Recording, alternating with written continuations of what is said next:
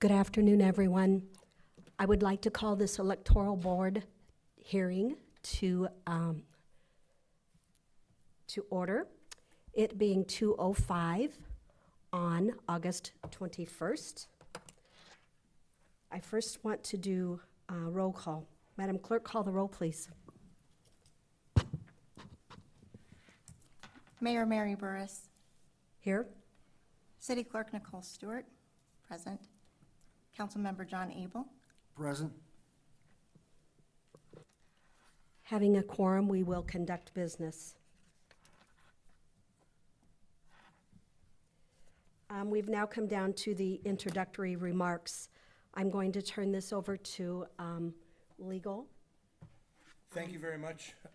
Just for the record, Robert Winden, on behalf of the Electoral Board. Just for everybody's knowledge, we're here convened today under the Illinois statutory authority. Hear and rule on objections that have been filed as to public question that was presented or looking to be presented on the November ballot. Madam Chair. Very good. Our objection today is to conduct a fair hearing to ensure proper decisions based solely on the evidence that will be presented to us today by the election law, excuse me. Our first order of business is the adoption of rules.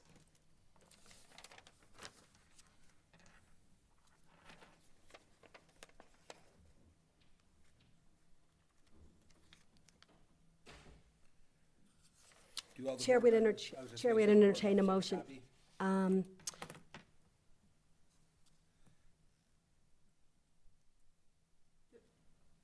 Does legal have copies of? I have a copy. I was just making sure all the board members had a copy and it's in the room. All board members have copies. So, Chair would entertain a motion. I need a first and a second to adopt the rules. Make a motion to adopt the rules. Second that motion. Motion was made by Mr. Abel and second by Ms. Stewart.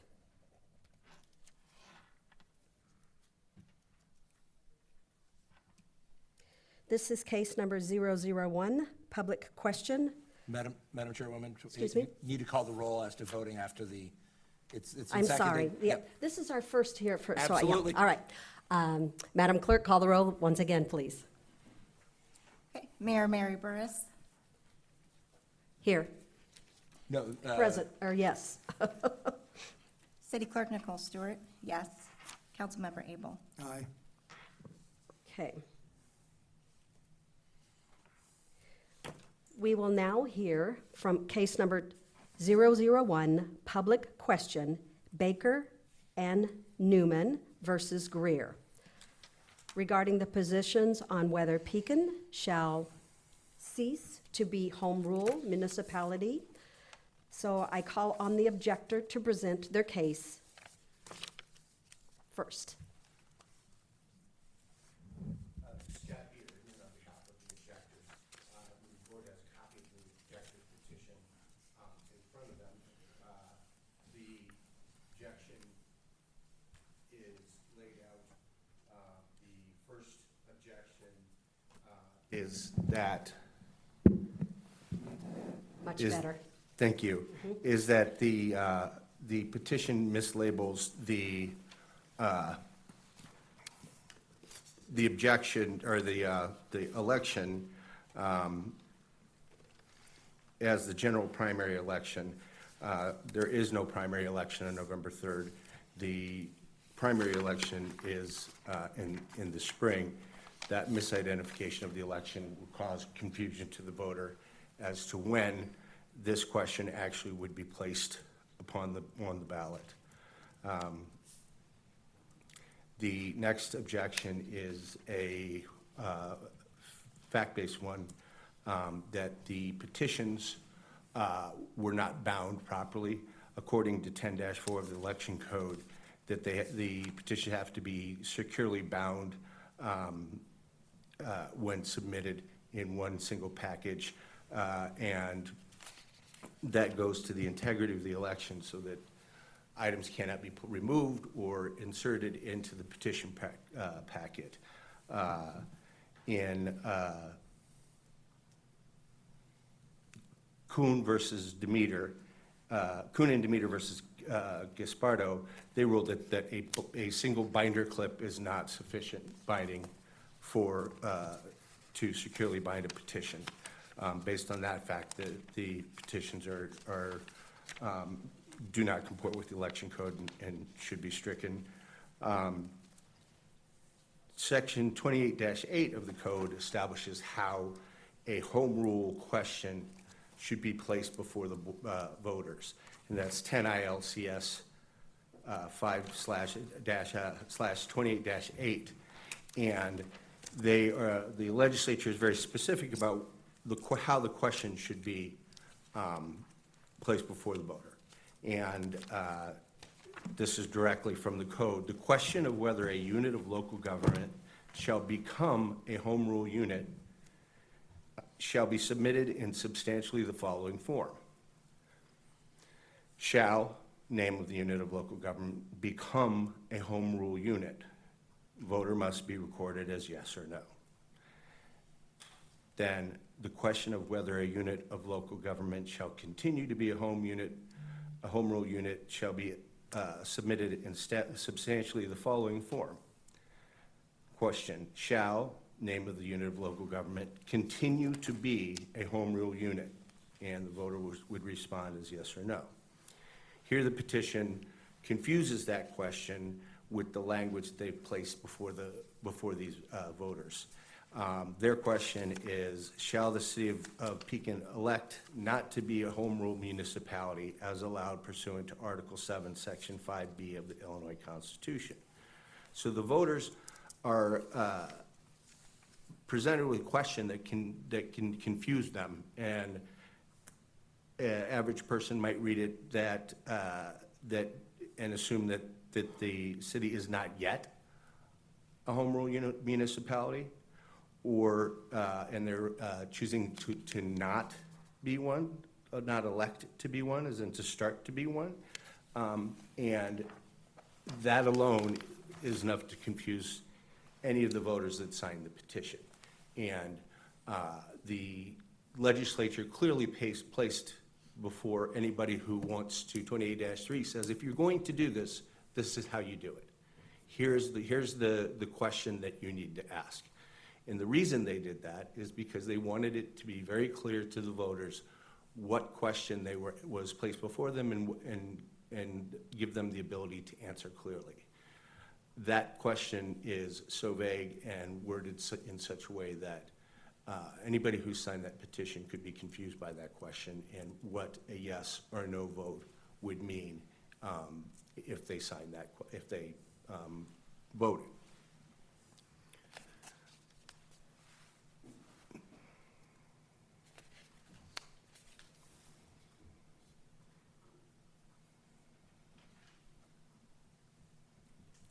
On information and belief, the circulator of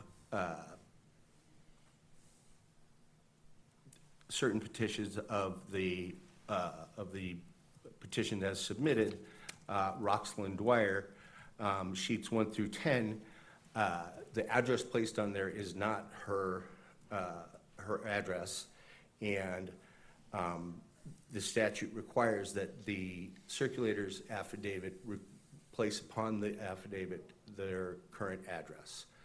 The address that is placed upon those sheets does not identify the address of that person at that time. That is fatal to those sheets, and those sheets would be stricken individually, independent of any ruling on the entire petition.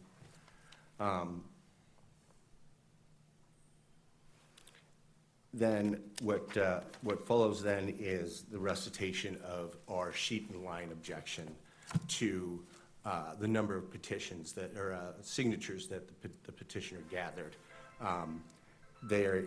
The paragraphs 8, 9, 10, and 11 and 12 correspond to the headings on what we refer to as the recapitulation sheets.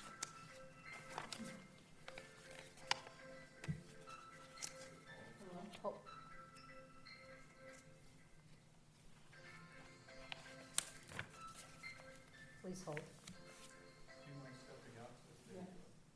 Can you take that call outside the room? You're good? All right. I apologize. Can you, No worries. Proceed. We've all been there. yeah.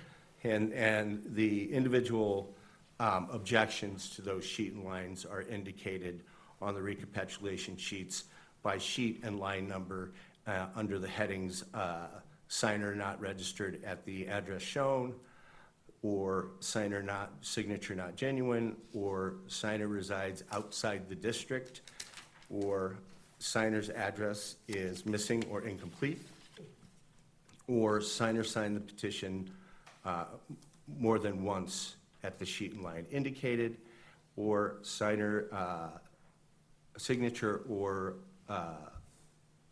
line is unreadable. And wherever those objections are made, a check mark has been placed in the box in that column next to the line, the sheet and line where that objection is being lodged. So prior to even getting to a sheet and line objection, the dispositive issues that are before the board are the binding and the question is confusing. I think those are the two main ones that the board should consider when looking at this petition. The binding is very clear. It has to be bound securely. And that section of the election code is one that's designed to protect the integrity of the election. As I said, the binding prevents people from either moving petition sheets out or into a petition, whether it's a candidate or in this case a question, after they've been filed. And you know, the law is clear on that is a mandatory requirement of the election code. And candidates and proponents either meet that requirement or they don't. The question of voter confusion on how the question is phrased is a mixture of law and fact. The legislature clearly indicated to anybody who wished to place a question before the voters how that question should be phrased. The proponent here chose to draft his own question, and by virtue of how that question was drafted, any voter who signed this could be confused as to what a yes or a no vote meant. And the drafting of the questions by the legislature is a clear indication of the standard for that question, and the question is drafted on the petition sheets does not meet those requirements and would cause voter confusion, and the petition should fail on that basis. Thank you. Legal?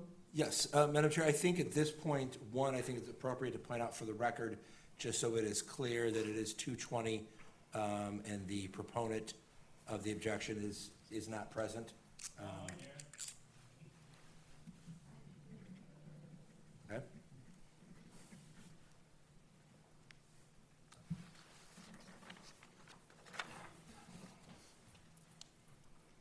When you did not approach when the case was called, assumed you were not here, so please have a seat. I also think before the board makes decisions as to next steps, as to how to proceed, I think just for the record, it'd be appropriate and for both parties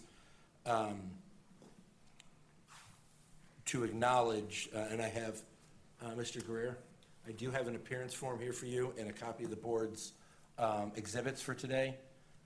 If you would fill out that appearance form, and then just want to make a record, the board does have certain exhibits of their own for today. Copies have been handed to both the proponent and the objector. Exhibit 1 is a copy of the petition sheets that were filed. Exhibit 2 is further exhibit sheets that were filed subsequently. Those are both timed and dated. Exhibit 3 is the receipt issued by the clerk as to both of those filings. Board Exhibit 4 is a copy of the objector's petition. Exhibit 5 is a receipt for the filing of that. Exhibit 6 is the, some tracking information as to the objector's petition. Exhibit 7 is, again, more tracking information. Board Exhibit 8 is a copy of the call that was noticed. Board Exhibit 9 is the tracking information as to that call. And then Board Exhibit 10 is a copy of the sheriff's proof of service to the proponent of this question. So would ask that both if the proponent and the objector will agree they have seen copies of those and that those are placed in the file. Mr. Erdman? Take your word for it, I haven't been able to look at them as preparing my appearance. But I will accept. Thank you. And Mr. Greer, if you look at those and have any objection, anything that is not as I recited, just let us know. Mr. Erdman has now laid out kind of the basis of the objection, the objector's petition. The board can decide, do you want to hear evidence? We do have the county clerk here today who has some evidence as to the sheet and line objections. And it's up to the board. Do we want to have him testify, just admit his evidence here today, and then decide what we're going to do with it? Does the board just want arguments from the two parties as to the portions of the objector's petition that do not require evidence to be presented? And I guess even that we would not need further a records check, but the binder, the objection that the packet was not properly fastened would require at least that original packet to be some testimony or some evidence to be presented about if we have that. So those are the options at this point, and then just the board needs to decide how we would like to proceed, any conversation on that, and then we can move forward. What do we do with the evidence or paperwork that Mr. Ackerman has, our county clerk? So my advice would be to accept it. We could label that as Board Exhibit 11 as a return, and you could go through and list kind of what it is, and then it depends what the board wants to do. If we are going to have a records check in this manner, go through and look at all of the signatures, we could have a hearing as to that. Both parties have not seen that evidence at this point, so they would need an opportunity to review it and possibly even refute it. If the board feels that it's not necessary to get to a hearing on that, you could just accept that evidence into the record so it's part of the proceeding and then move forward with the other objections. I do believe if this board overrules the objections that don't require evidence, then this matter either needs to we need to have a full hearing. Must be on a timing. We then need to have a full evidentiary hearing as to those decisions, and I would generally advise that if we are going to do that, that hearing would not be today, because both parties would have a right to review that evidence that they're just getting today, and they would have a right to try and get their own evidence to contradict what rulings or what suggestions the county clerk has made or this board made. If this board feels that they would sustain the objection when it comes to any of the other objections, then that records check would not be necessary, and this board could take no action as to the objections regarding the signatures. But those decisions are up to you guys. Okay. And how do we know, how do I know how the rest of the board wants to proceed? I mean, do we recess for a moment? No, I think we need to have this in open session. The discussion can be, I think if you're going to even entertain any sort of deliberation, the proponent should have the opportunity to make his argument as to at least the first objections, and then the objectors do get last word as they are the plaintiff, if it were. And then I would advise the board to deliberate and just discuss the different options, what everybody wants to do. Okay. I do, there is a few things that I would like to say, and then I guess I will ask the same of the rest of the board if they feel they have enough evidence to move forward as is, or if we need to proceed with the evidence that our county clerk has brought. But I want people to know that we are here for one specific reason, and that is to do what is right for the citizens of the city of Pekin. And that is to follow the law, the rules of the electoral board.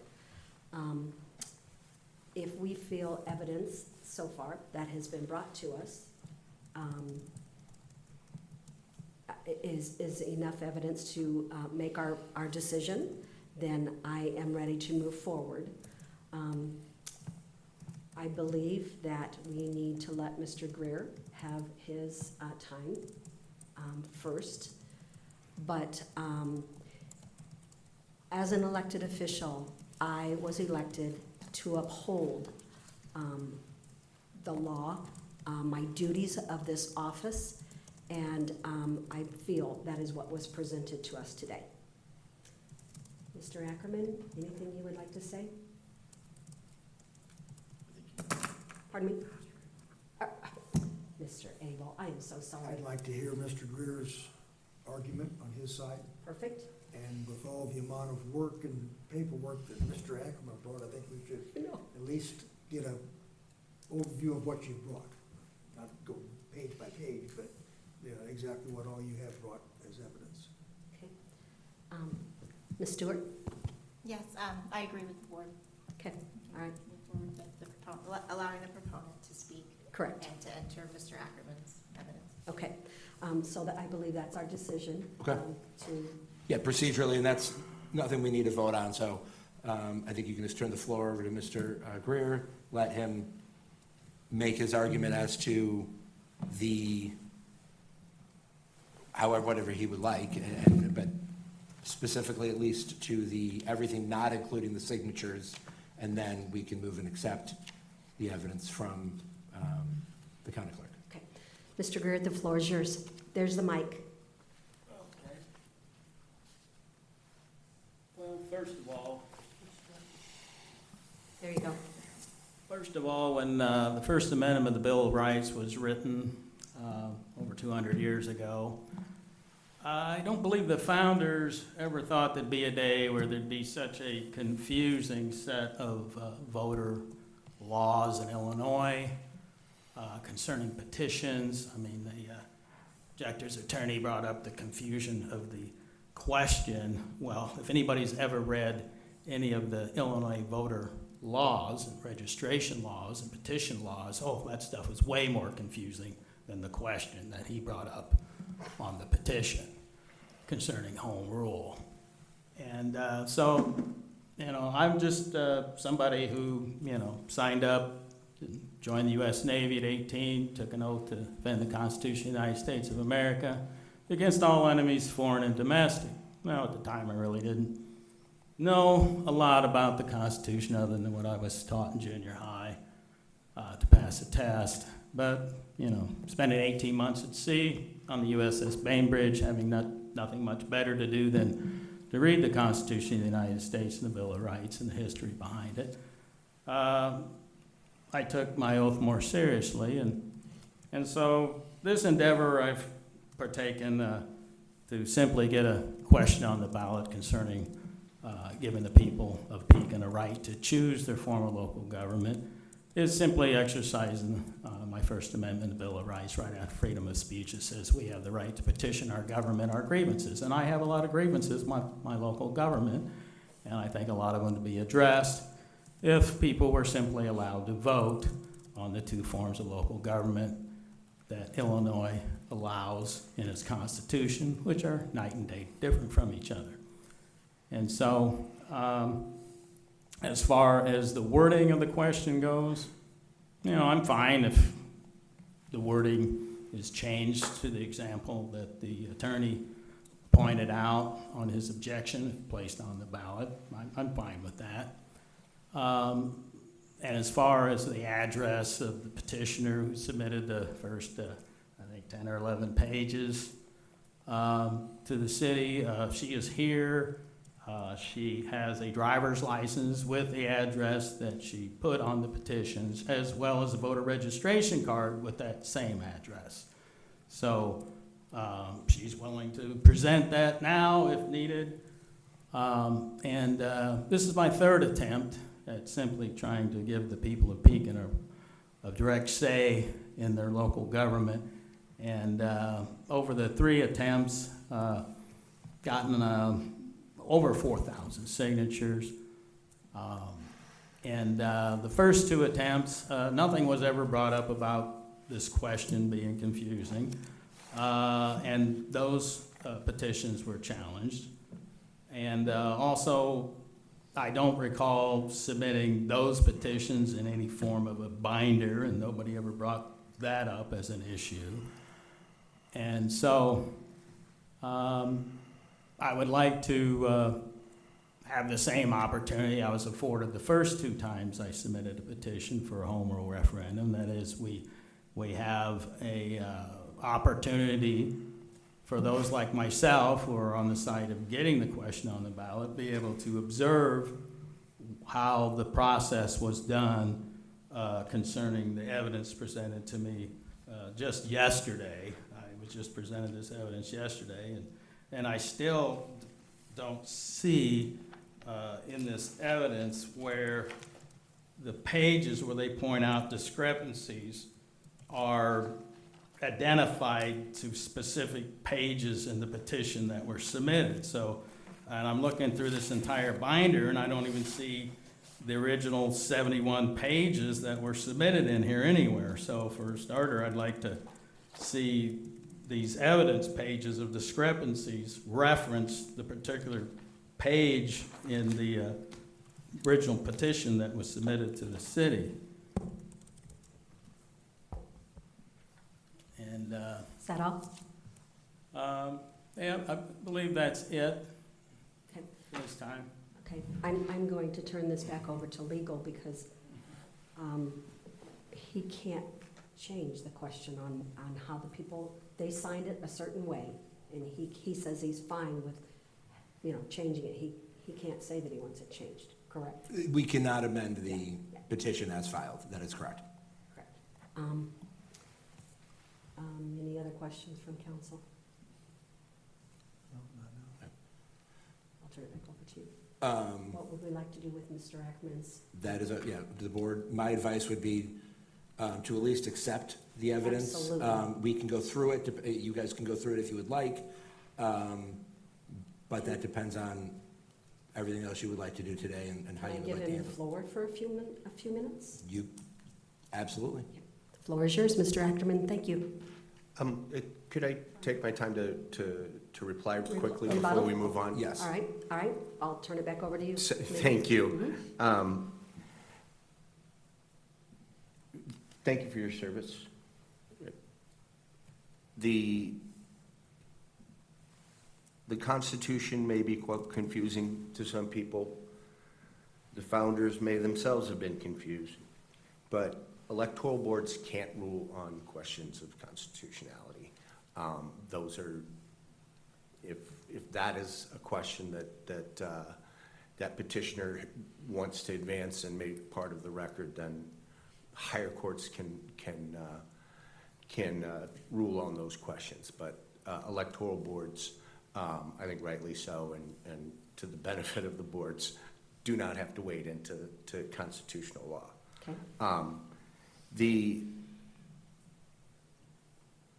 The citizens are allowed to vote when it is clear what they're voting for and what they're voting on.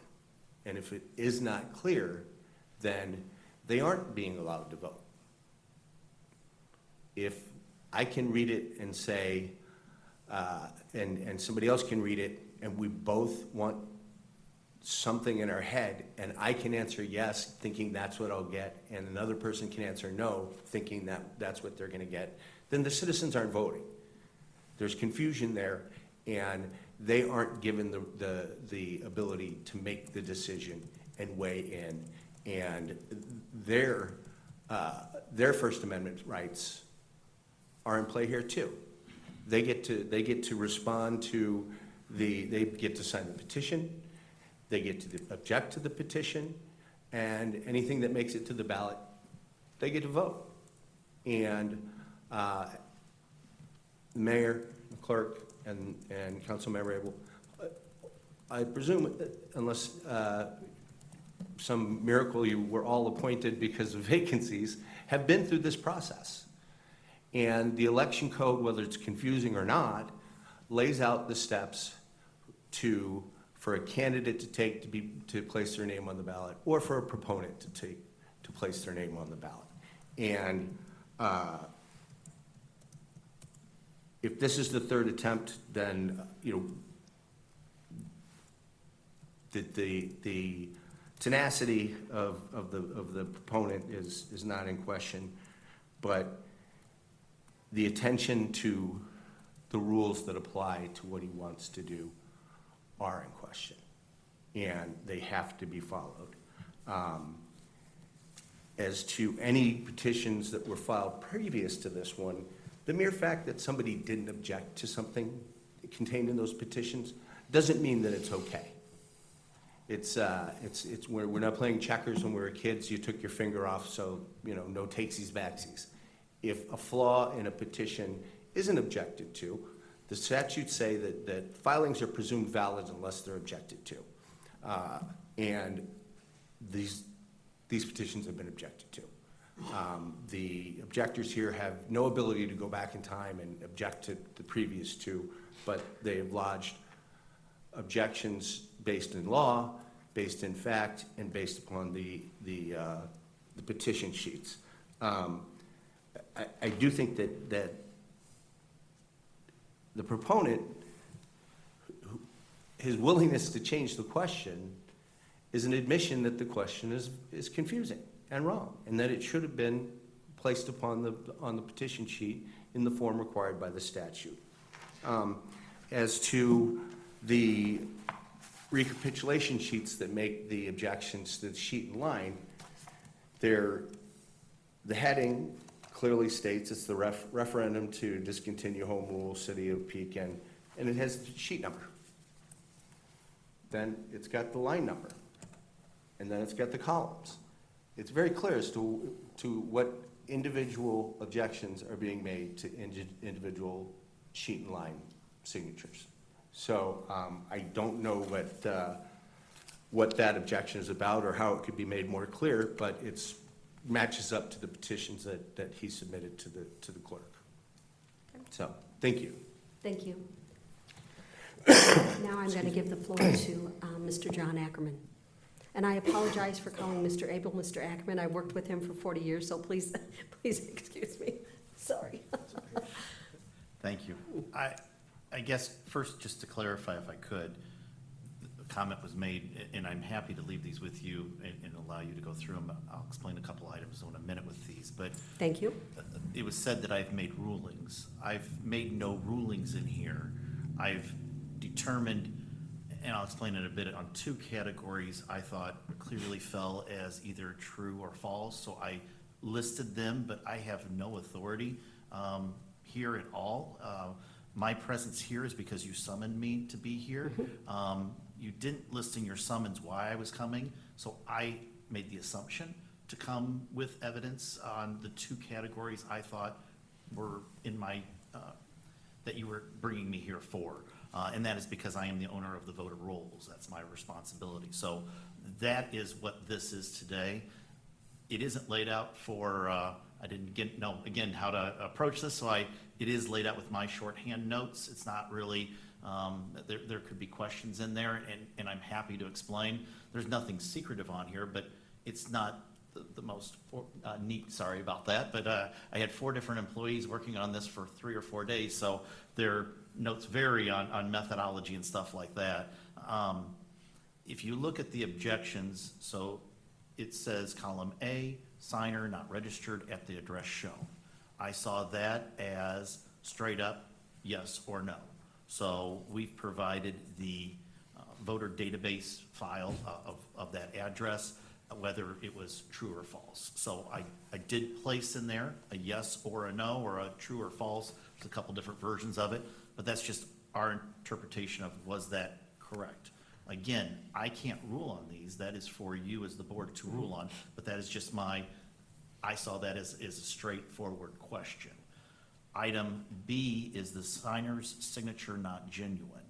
I can provide you with the signature, which we have done, but the signature that we have on the vote file, but that is a subjective column of one person could say that those signatures don't match, another one could say that they do. That is not my role to determine at this hearing whether or not those match. That is a decision for the board. So I did not do anything other than provide you with the signatures that we have in our database. Okay, Item C, signer resides outside the district. To me, that was a straightforward yes or no. Either you're in the municipality or you are outside the municipality. So we provided, again, the voter record of where they're at and whether or not their home resides within the taxing body or outside.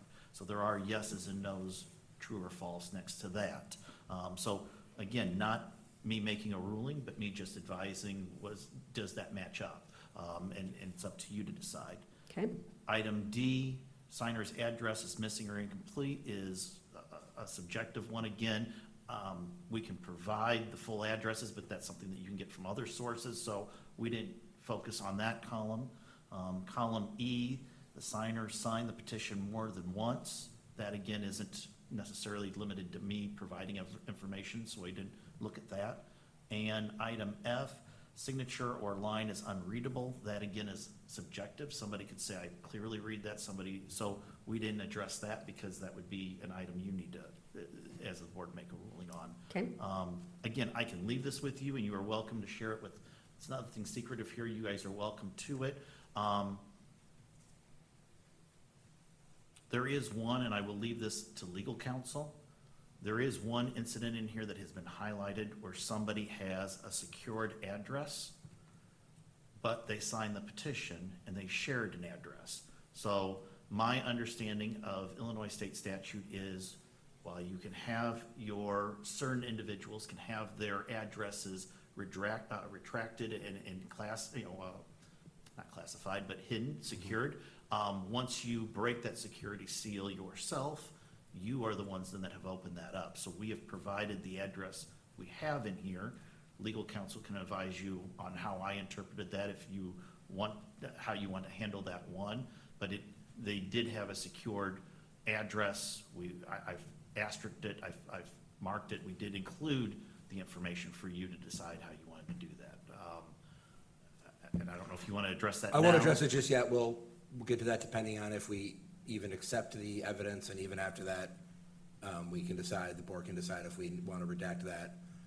And my initial thought would be, we can leave it all as it is, but would not let that information leave the board's record. If somebody wants to see that, to challenge it, that they would need to come and look at it, and we would keep it, protected. That's my initial thought, but we can make a decision. And then the last thing I'll say about this, I'm just here to help you. I have no interest in this one way or the other. I don't reside in the city of Pekin. Of course, I am from Tazewell County, but I don't reside in the city of Pekin, so I have no interest. I do know both parties, but I don't see where that impacts either. I'm just here to testify as to the record and provide the evidence that you request. Our office is available to help you any way you want, including those other boxes. If you need something from them, we can get that for you. Again, this evidence does stand for itself a bit, but it is something I prepared to talk through. The only other thing I will mention about this, we limited ourselves to the evidence as presented. There were other things that came up when we were going through this, but I did not have my staff list them in here because my understanding, again, of the electoral board rules have always been, it is limited to what is within the objection. So if something is discovered in the process that is irrelevant, it's not stated in the original objection. But again, that's subjective. I think that could change, but I will just, we were at this point limited ourselves to just what was listed on the Yeah. objections. And that's what it should be. Anything, even if there's another issue, if there would have been a reason that the signature is invalid, if it's not listed on the objection, the board won't be considering it. So we don't need to worry about. I just wanted to make sure that that was Yeah. out there, because you might see some notes in here of that. Okay. That was just me preparing to be more thorough if I had to be. Absolutely, appreciate it. One last thing I guess I'd say about this too, and sorry to go so long. These are laid out by the petition page, and all the supporting information for that page is clipped in there, so it's just kind of section by section as you go through. With that, I'll let it be. If there's something else we can do to help out, just let us know. Okay. And I want everybody to realize that the county clerk is the record keeper. So that's why he's 100% right. He keeps all those records. So we appreciate your efforts, your time, your staff's time. I know this is not your first incident that you have had to present things, so we do appreciate your time. Thank you so much. I'm going to turn this back over to council. So I think at this point, it'd be appropriate if the board wants to, we can decide, can discuss all of the objections, go through them one at a time, and have discussion on them. That is up to you. It can be done either way. If there's going to be discussion or deliberation and a vote as to the fastening, I think the board does need to have that original and how it was fastened. That evidence would need to be, and I assume, Madam Clerk, that would be something in your possession. She does. So I think it would be, that would be appropriate when that one is discussed, that we have that, anybody can see it. And again, if the parties, based on that being out there, have any argument based on it, that would be appropriate. But my advice, likely in a case like this, would be at least to discuss them one at a time, and then we can go from there. I would agree with that. The rest of the board agree? Agree? Perfect.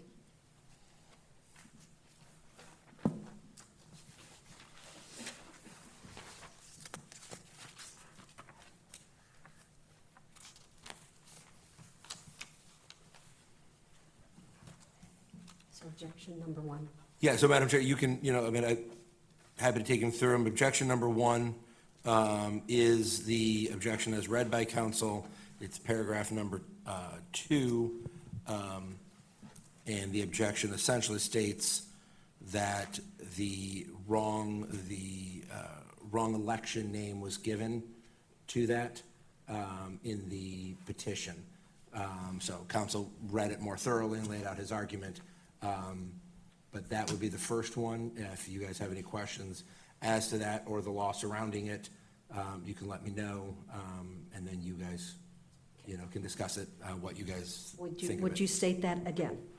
Would you state what you just said again, clearly? Oh, yes. So the first objection is that the law requires that the election, that the question is to appear on be properly identified. The objection states that the petition stated, quote, "at the general primary election to be held on November 3rd, 2026. And the objection further states that there is no general primary on November 3rd, 2026, that the next primary election would be this coming February. The most recent primary for a general election would have been last March, and that November is not a primary. So that was the basis for the objection. So now, am I supposed to ask for If discussion? any, no, yes, ask for discussion. If any board members have any questions for me as to that objection, and then any just discussion that the three of you would like to have. Any objections or any discussion that the board would like to have? No, I don't. No? No objection to, I mean, not objection, any discussion? I just thought it was odd, this is his third attempt at this, and he still can't get the election right, it just seemed unusual. This wasn't his first attempt at getting this. Should have at least got the election right. Okay. So, based on the finding and the evidence,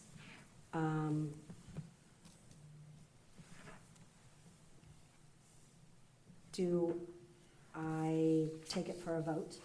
That is up to you. You could take each one as we go for a vote, or we could discuss all of them and then come back and vote. That would be Okay. your discretion as to how to Let's do go it. to item 2 then. So the second objection is paragraph 3 in the objector's petition.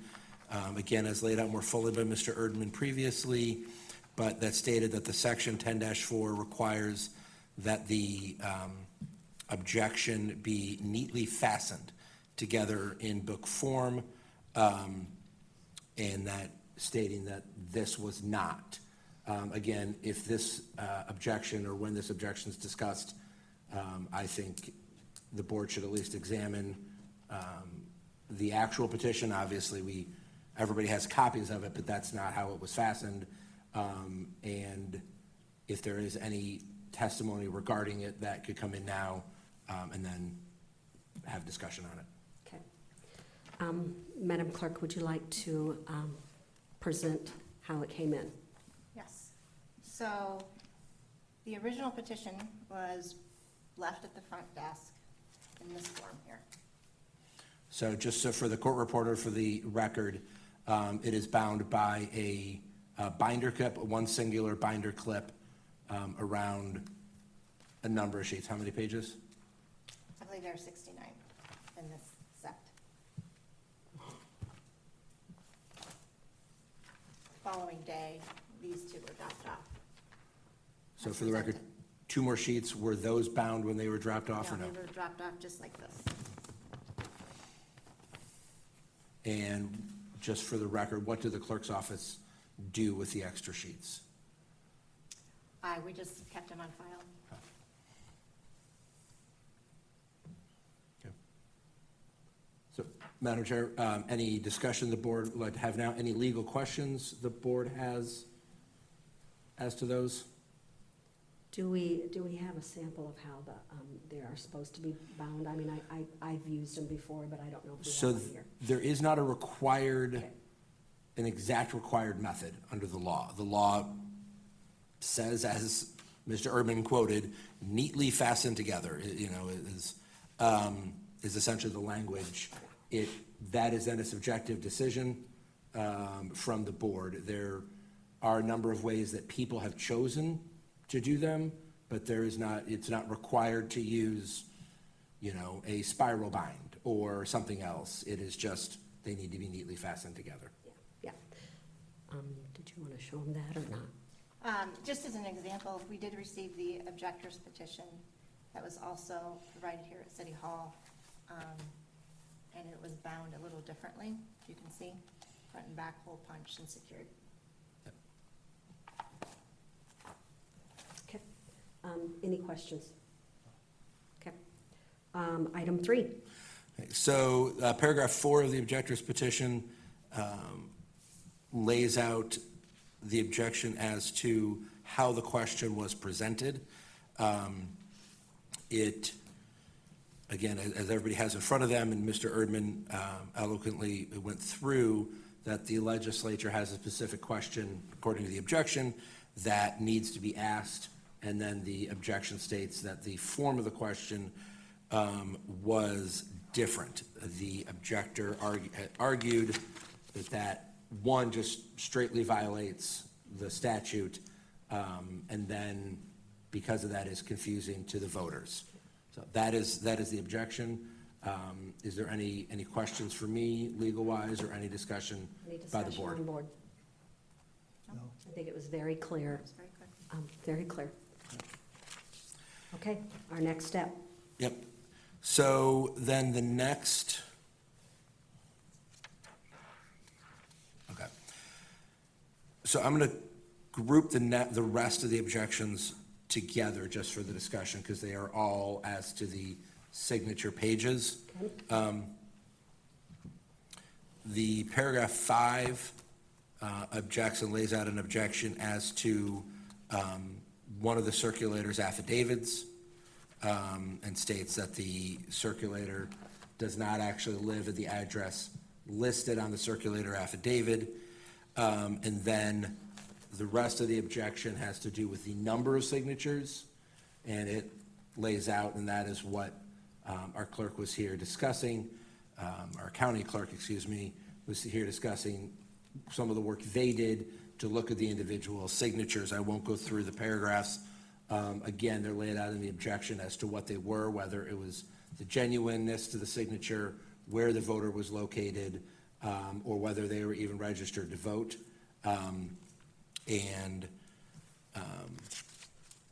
Then the objection is that based upon some of those signatures being stricken, that the proponent of the question would fall under the minimum number of signatures required. Any questions or concerns on that as well? Okay. So that is 4 Yep. objections. Yes, and 4 really is kind of a two-part, both as to the circulator and then the sheet in line. Okay.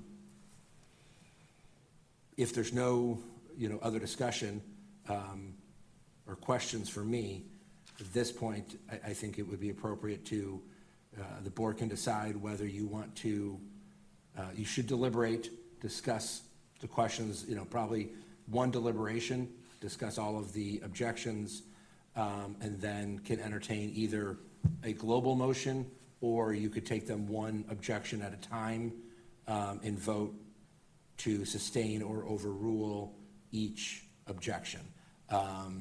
Also, if the board, as I stated, if the board overrules all of the first few objections and we get to the signatures, it would be my advice that we take all the evidence from the clerk into evidence, provide copies to the parties, and then this board adjourn and allow everybody to review that evidence or recess, not adjourn, review that evidence and give them a chance to present contradictory evidence towards and I agree with the clerk, not rulings, but information or suggestions that he is making before the board makes any of the rulings. If this board is going to sustain one or more of the other objections, and my advice would be that this board could choose not to take any action whatsoever as to those,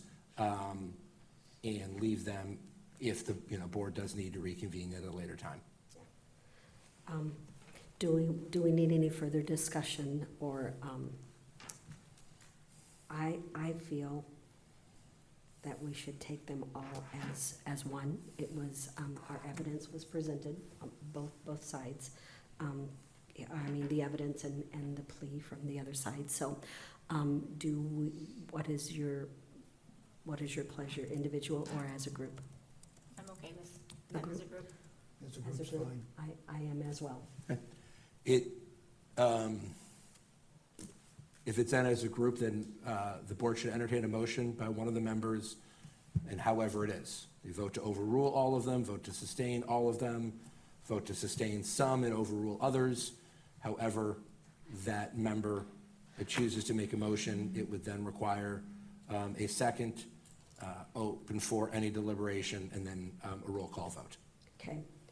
So, do I read the, do I read that, or does one of them? Any member, Okay. member can make a motion, and it's whatever motion they choose to make. And then it can be, would need to be seconded Yeah. to have discussion, and a member can choose to ask to amend that motion after the deliberation if they don't agree with everything, that, that can be done as well. Okay. Would you like to make the motion? Sure. Okay. Or I can if you need me to. Madam Mayor, I make a motion based on the findings and evidence. I move that the board sustain the objections in case number 00-1. Consequently, the public question shall not be certified for the November 3rd, 2026 general election ballot. Second?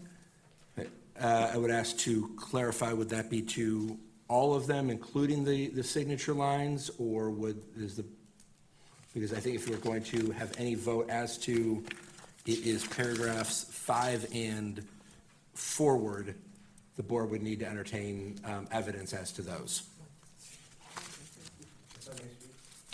Please. I would request for a clear record on behalf of the objectors that the board either make individual rulings on paragraph numbers or a group ruling on, for example, paragraphs 2, 3, 4, 2, 3, and 4 of the objection, so that it's clear what the board is ruling on. Yeah, so Madam Clerk, based on the little discussion we have had, it does seem the board is looking to discuss and vote on paragraphs 2, 3, and 4. And so it entertain a motion as to those, and then go from there.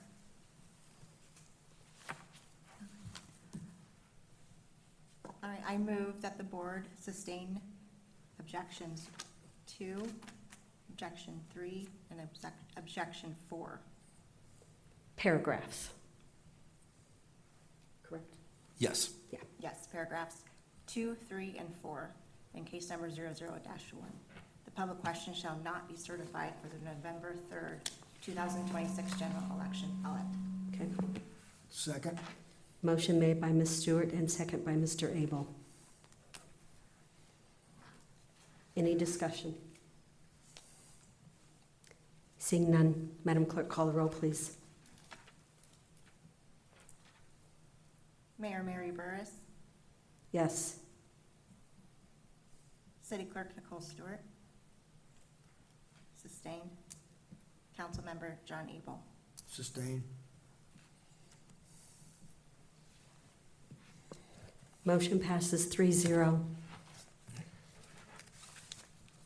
Before I open this to public comment, I do want everyone to realize that this truly is difficult decisions that we have to make, but I understand that we were put in a position, we were elected for these positions to make these difficult decisions, to step up to the plate, and that is exactly what we have done. We have listened to the electoral law, and that's exactly how I feel we voted. So I want to thank the board for stepping forward. Ms. Stewart is an appointed position, but still takes her duties, does not take them lightly. So I want to thank everyone for spending their time here today.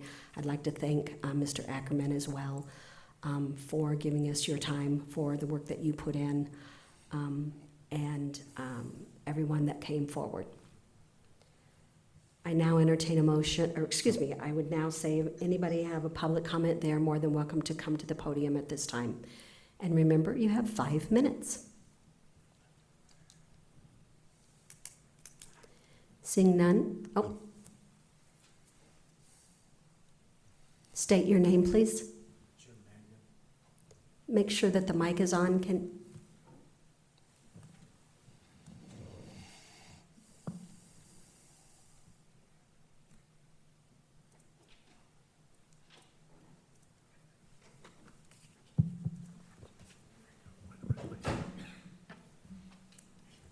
Gotta be smarter than the mic.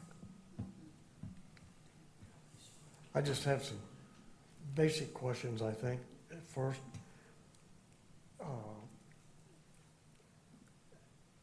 I didn't hear anyway. How many signatures were needed to make the petitions legal? You know, this is How your many public, signatures? yeah, this is your public comment. As far as your time, I don't know that we can answer. Yeah, I don't know that we can. This is your time. I don't know that we can answer those questions at this time. So will there be another hearing then? No, this will be closed. This will be done. So you don't know how many signatures are needed on the petition to make it legal, to make the petitions legal? How many signatures are needed? I don't know if are we supposed to be answering? No, I don't think we are. no, during public comment, I not advise the board not to answer. However, I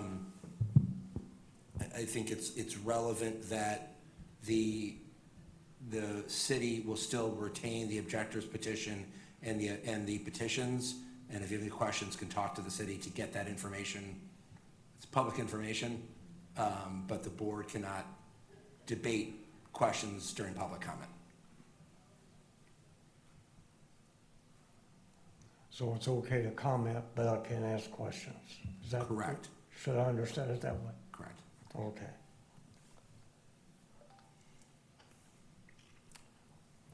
Well, I guess then, like, a comment I would make on what I've heard here today was what the plaintiff's attorney has said, and I'm reading from what you passed out here today, and I wanted to comment too. I did not sign the petition. I'm not a signee of the petition. I'm just an interested citizen. But as I read, I think evidently what the petitions said, it said, shall the city of Pekin elect not to be a home rule municipality? If that's what the ballot would have said, I think that's pretty clear. You know, as a citizen, I find it sort of insulting that somebody would think that we couldn't understand, we the public, the voters, couldn't understand a simple statement like that. So I guess that would be my only comment. If you can answer any questions. And I noticed that Mr. Greer, I think, indicated that he had that one of the petitioner gatherers was here with evidence to prove that they do live at the address that was stated, and that didn't seem to be a concern of anybody. So I'm just confused about that. And I was going to ask about how many signatures of the concerned objections, how many signatures would that have thrown out? If, 10, 20, 100, 5, it just seems like the commission didn't ask enough or any questions to make it clear if Mr. Greer's petitions should be honored or not. It just seemed like that. And I guess I would ask Ms. Stewart, when the petitions were sent in or had brought in, was there any sort of public announcement that those petitions were available to look at? Was there anything published to let the public know that the petitions were available to look at?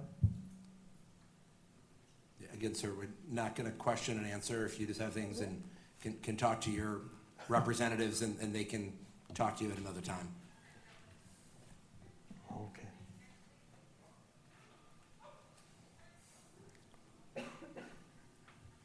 Well, I guess the other comment that I would have, sort of going off of what the mayor stated early on, that she was elected, and Mr. Abel too, were elected to obey the law, and I agree with that, but they were also elected to represent the best interest of the public. And I think the best interest of the public to date on this issue has not been served at all. We've heard a lot of mumbo jumbo, but we can't get any information. So anyway, that's all I have to say. Any other public comment?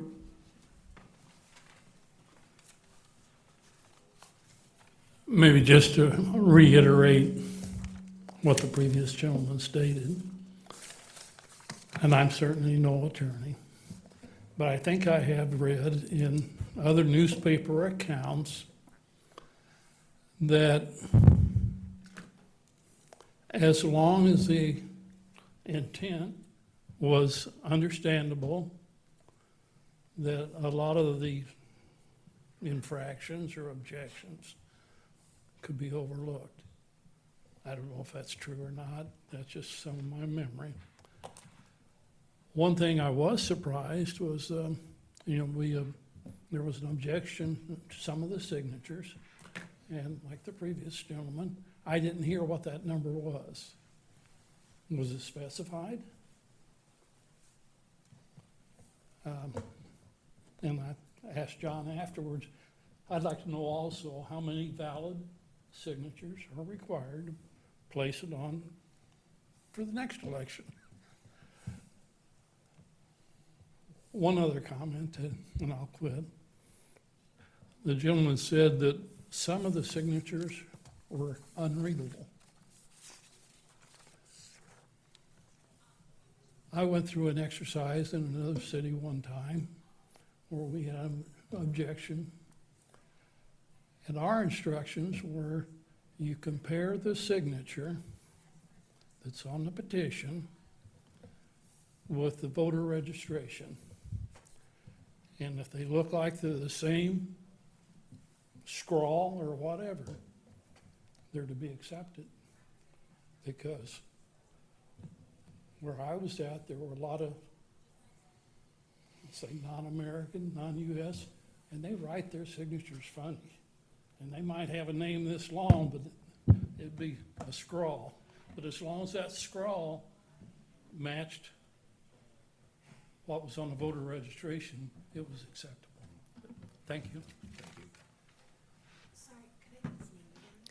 Sir? Sir, The you cor- did not state your name. They need it for the recording. Sure. Gary Lambert. Thank you. Mhm. Roxalyn Dwyer. I watched these people sign this petition. We went to Mr. Ackerman before we started this, showed him our letter, and this is the third time we've done this, and nobody ever said we didn't put it in the right language that was according to law. Mr. Ackerman, to answer some of the questions, told us we needed 1,400 signatures because we have to have 10% of who was in the last election in Pekin who voted. And he said there was 14,000 Pekin residents that voted. I still question that figure. I don't know how 14,000 people in Pekin voted, because Roger found out when he was doing the petition, many people aren't even registered to vote, and Roger has the capability.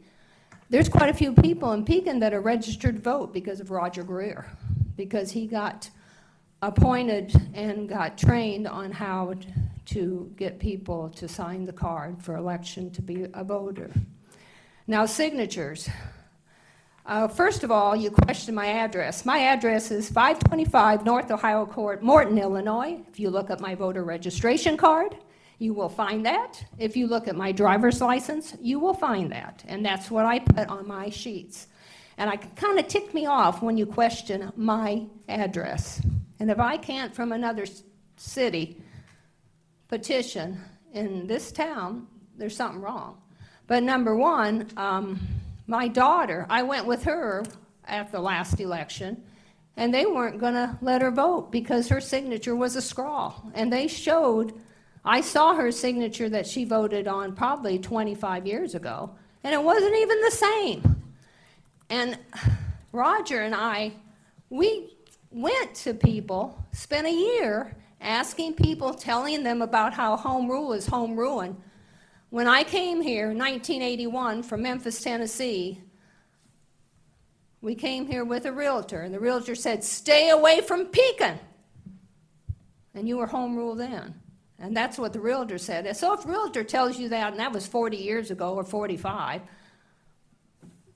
I don't think things have changed too much, and the realtors aren't bringing people to Pekin, and there's a reason.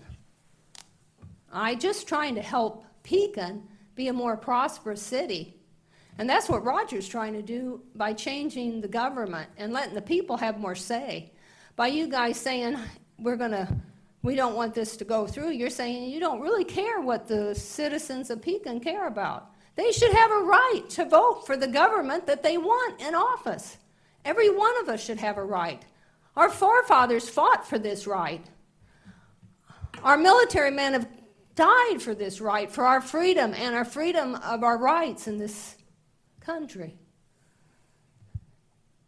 And like I said, we tried this 3 times, and no one said that it was written wrong. This is the first time we've heard this. And we kind of questioned that we need 1,400 signatures, and the ones that were eliminated, people changed their signatures. But I mean, with our own eyes, we saw these people sign this petition. None of you in this room, except for Roger and I, that we signed on that petition, saw these people sign it. And we explained to them what they were signing. And we explained, and put it this way, if you let this go through, we still have to educate the people on why we think home rule is home ruin and why we need to change our government. Because we feel that Pekin has gone downhill since you became home rule in what, 1971? I don't think this town is growing. And it's not going to grow. Home rule is not, it was instituted by the city of Chicago. And it is not a good thing. It's not a good thing for the citizens. And that's all I have to say. And thank you for your time. And thank you for putting up that we've been trying to pass this, like I said. This is our 3rd attempt at it. And I guess if you feel we shouldn't let the voters vote for what kind of government they have, that's your choice. Thank you again. Any other public comment? Seeing none, public comment is now closed. I'd like to take my 5 minutes of public comment. State your name, please. Roger Greer, 601 Prince Street, Pekin, Illinois. As far as the comment Mr. Abel made, the sheet of the petition that you signed, Mr. Abel, had on there primary election. And so when you saying I should have caught it, well, you signed a document stating that, and you didn't catch it. And there's only one election this November 3rd, so to negate this question just based on that, I think is absolutely ridiculous. No voter's going to be confused about what election is taking place on November 3rd if they go to vote, take their time out to vote. As far as it being on the ballot through this process, I, quite frankly, am not surprised by the outcome today. But if it's brought more attention to the public about the 2 forms of local government allowed in Illinois, then it was worth the trouble. Because I can tell you personally, I say 9 out of 10 people that I encounter over thousands of people that I've asked to sign a home rule referendum petition since moving to Pekin in 2010. I'd say 9 out of 10 people don't even realize they live in a home rule form of local government in Pekin, Illinois. Sadly, there's just no education in the public school systems concerning local government. Local government did not exist when the federal Constitution was written and when most of the Bill of Rights was written. Every state has a different form of local government, and every state does it a little differently. And some states, like Illinois, have two forms of local government. So local government is a creature of the state, and sadly, the public school system in Illinois doesn't really give it the time of day. And sadly, most people think that presidential elections are only important, when the truth of the matter is local government is more important than federal government, because local government is the government that you interact with the most as a citizen. And local government is what impacts your pocketbook the most as a taxpayer. And so I would like to also ask Councilman Abel if he would consider his vote on the council concerning this subject. It was on the council 2 years ago. Council was tied 3-3 on whether to put a referendum question on the ballot concerning home rule. And we've had a city council election since then. So I'm publicly asking all the council members to consider putting this on the council agenda in the near future and bringing this to vote again so we can have the current council take a position on this. And since Councilman Abel did sign the petition, and when I asked him why, he said, what's it hurt to ask the question? Well, and I'm repeating that question back to you, Councilman Abel. What's it hurt for the voters to be asked this question? And I urge you to change your vote on this issue if it's brought before the council again. To just simply give voice to the people of Pekin and give an opportunity for both sides of the issue to present their case. And then let the voters choose. I'm personally open to any public debate on the issue of home rule versus non-home rule. I'm not scared of it. I just want the people to be educated on it, know the difference. And no matter what side of the issue you're on, I think that it's important that the voters be informed on this issue and be allowed to vote on this issue. Everybody who lives in Pekin funds their local government in one way or another, whether they want to or not, whether they're even a registered voter. You Mr. can't Greer, survive in Mr. Greer, Pekin without paying taxes If to the local clock on the government. wall is correct, your 5 minutes is up. All right, well, thank you very much.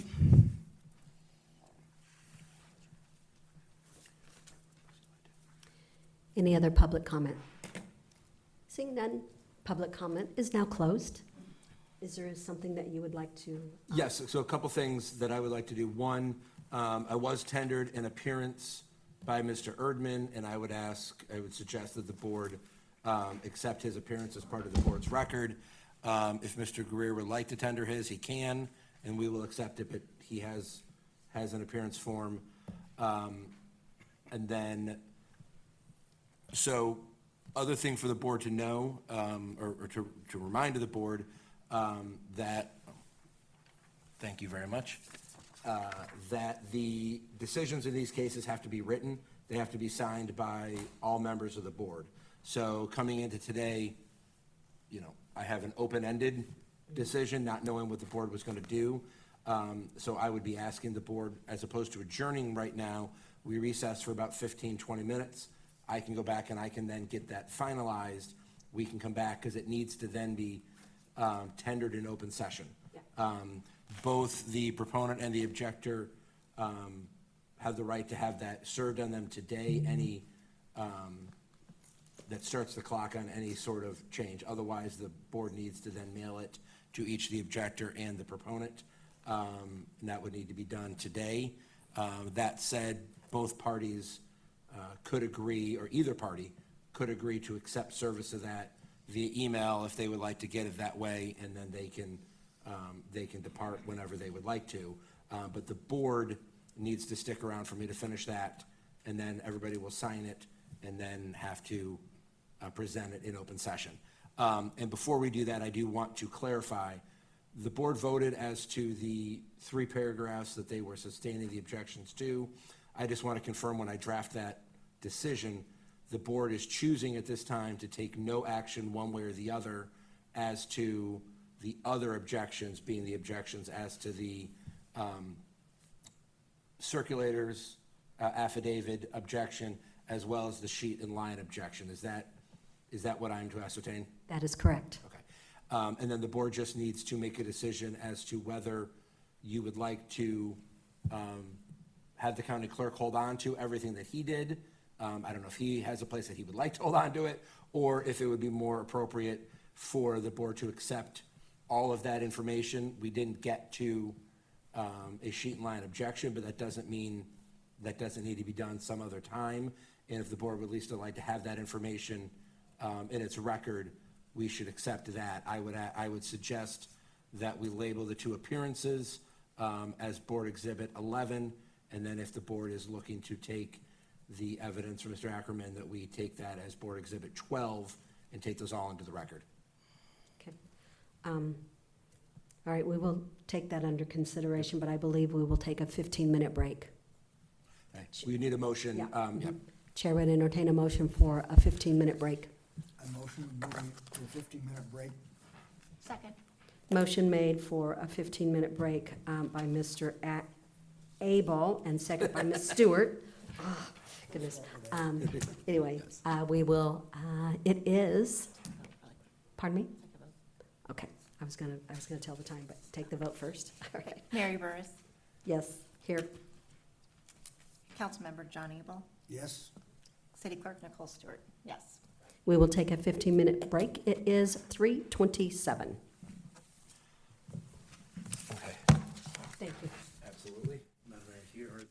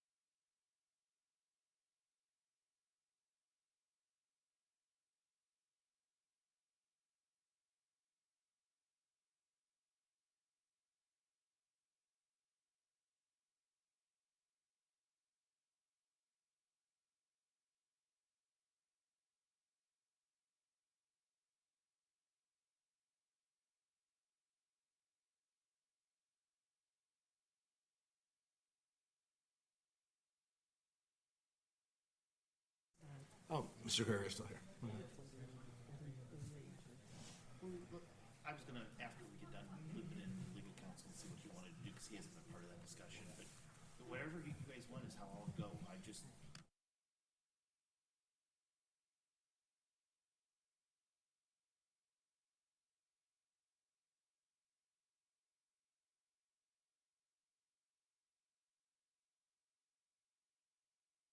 Back to order, please.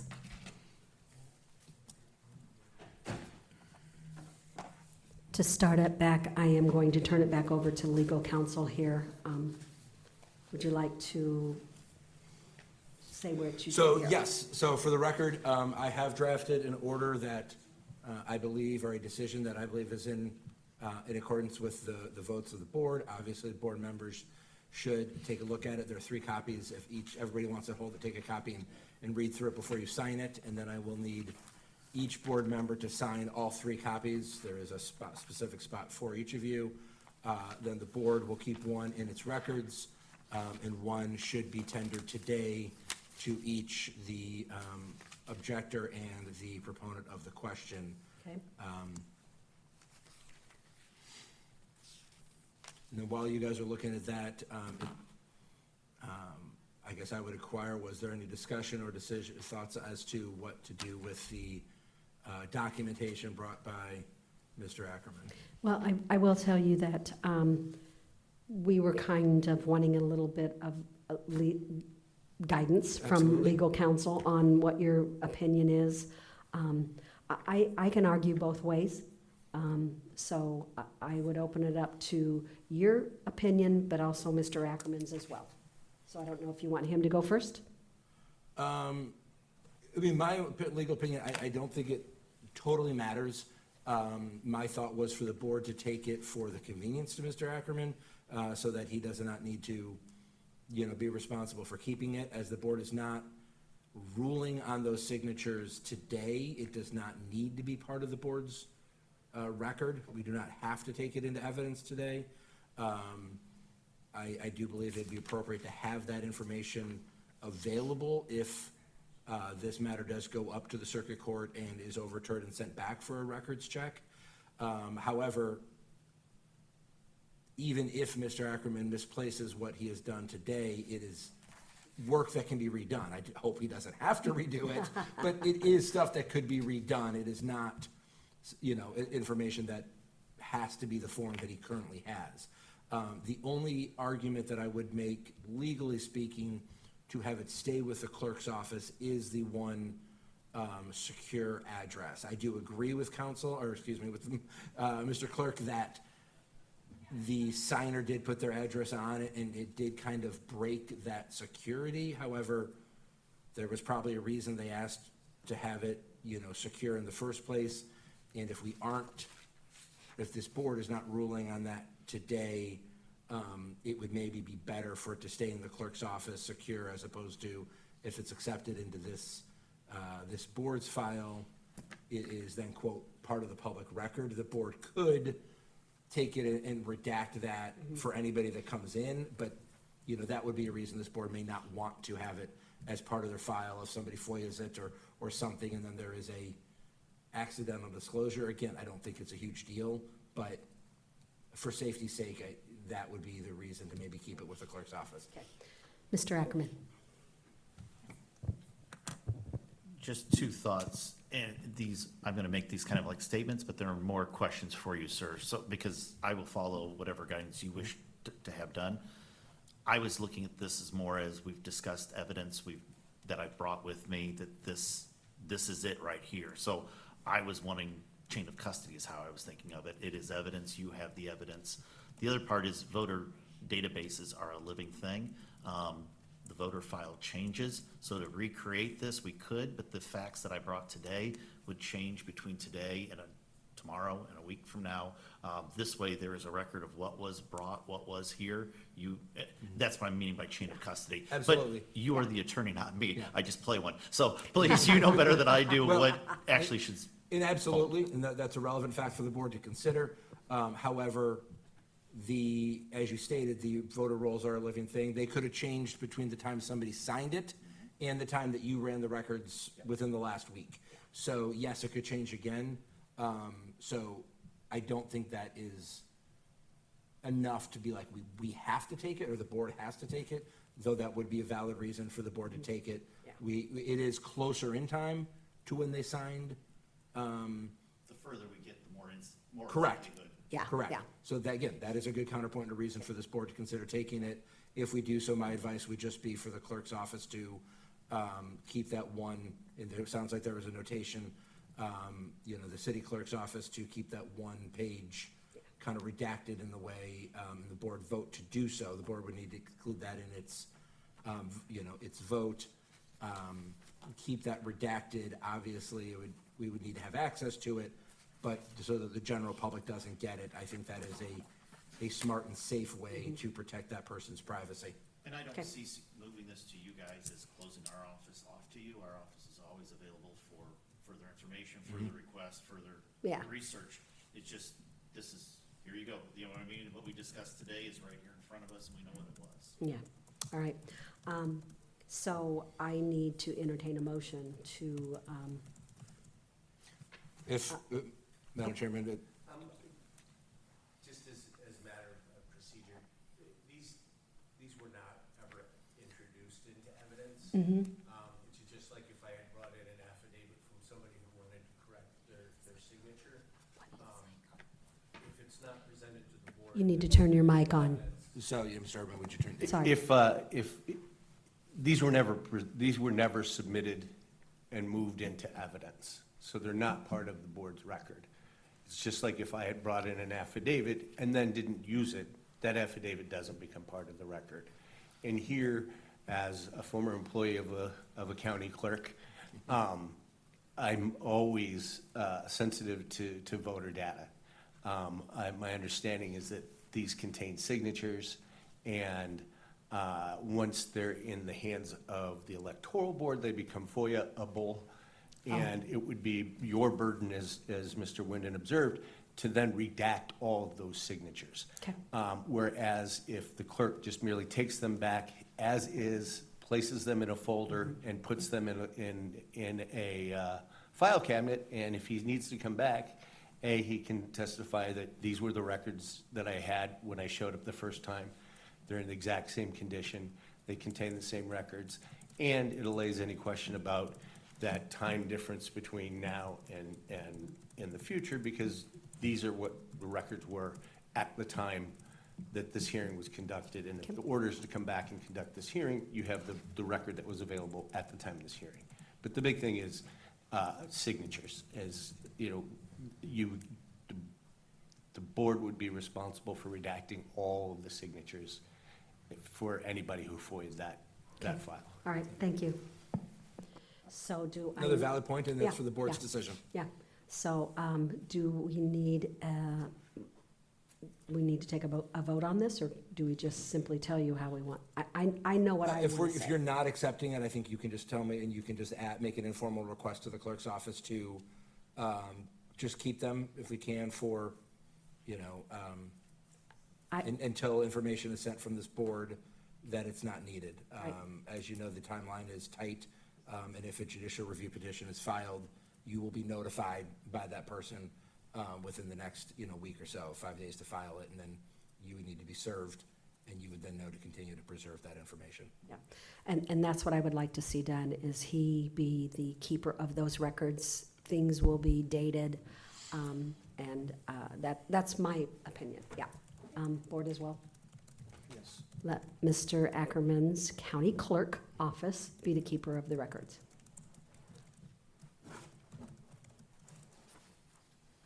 Okay. Otherwise, the board just needs to, if there are no questions about the decision, the handwritten or the typed up decision, all three members of the board need to sign each copy, and then, like I said, serve Mr. Erdman as well as Mr. Greer here in open session with a copy of that decision, and then the third copy should go into the board's records. Okay, so we'll sign it and then pass them on. Good?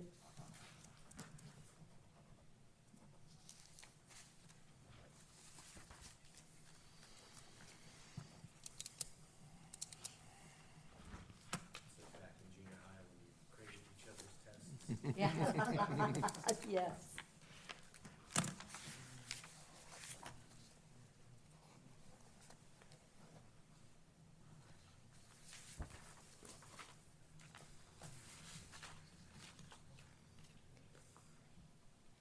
And what about this? Do we?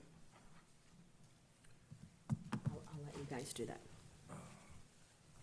Is there a blank left in there? No, I just, not right here. No, it looks like that is just Okay, the question that is not being placed on the ballot is this question. So the decision is saying, is Okay. listing the question that was asked to be placed on the ballot, and that's why it looks like there's a check spot for you Okay. to. And then actually, somebody could date each of them, please. okay.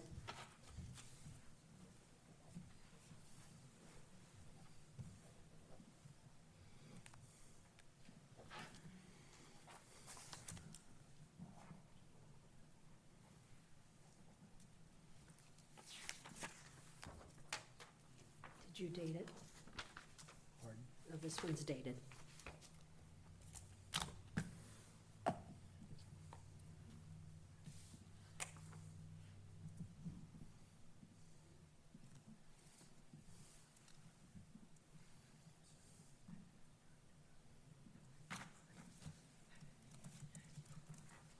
Did you date these two for us? Thank you.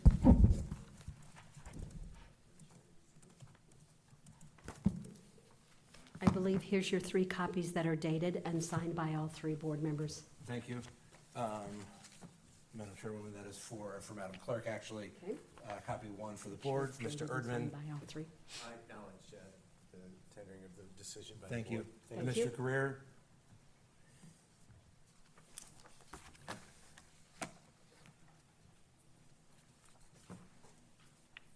Thank you. Would you just acknowledge the receipt of that, Mr. Greer? Received a finding decision in order. Thank you. Thank you. Chair would now, with no further business, Chair would now entertain a motion to adjourn. I make a motion, we adjourn this meeting. Second. Motion made by Mr. Abel and second by Ms. Stewart. All in favor? Aye. Opposed, same sign. We are now adjourned at 4:03. Thank you very much, everyone.